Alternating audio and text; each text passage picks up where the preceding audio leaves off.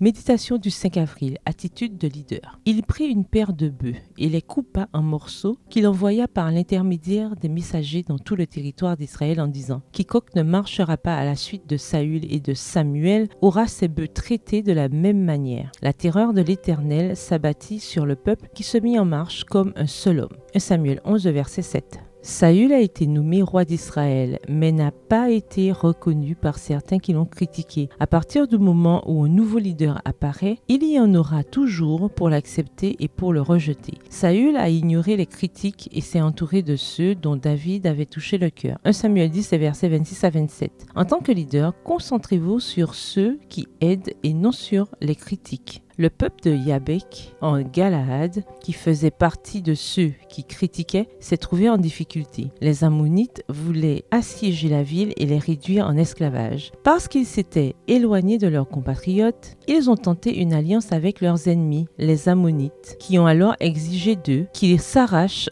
tous l'œil droit, voir 1 Samuel 11, versets 1 à 2. Effrayés, ils ont demandé une trêve d'1 semaine, le temps de demander de l'aide aux habitants d'Israël. Mieux vaut faire confiance à la famille qu'aux étrangers. En entendant ce qui s'était passé, Saül a été rempli d'indignation, au verset 6. L'indignation que l'on ressent face à l'injustice et au mauvais traitement infligé aux malheureux est appropriée. Le Saint-Esprit s'est servi de l'attitude de Saül face à ces abus pour apporter la délivrance et la justice. Si jamais vous ressentez de l'indignation pour une injustice, priez Dieu de la canaliser de manière constructive. L'énergie et l'ingéniosité de Saül se sont transmises à tous, dans le respect de Dieu. Ils se sont mobilisés pour faire ce qui était bien au bon moment. Ils ont mis de côté les critiques et le mécontentement. 300 000 soldats sont venus défendre leurs frères de Yabek. En tant que nouveau roi, Saül s'est préoccupé du bien-être de tout son peuple, au verset 5. Il a protégé la sécurité et l'honneur d'Israël. Il s'est appuyé sur l'expérience de Samuel en tant que juge pour soutenir son leadership. Bien que roi, il est resté humble, a continué humblement à travailler avec son joug de bœuf et, quand il a remporté la victoire, il a rendu honneur à Dieu, au verset 13. Il a choisi de meilleurs moments pour attaquer par surprise, au verset 11, et a épargné la vie de ceux qui s'étaient opposés à lui, au verset 13.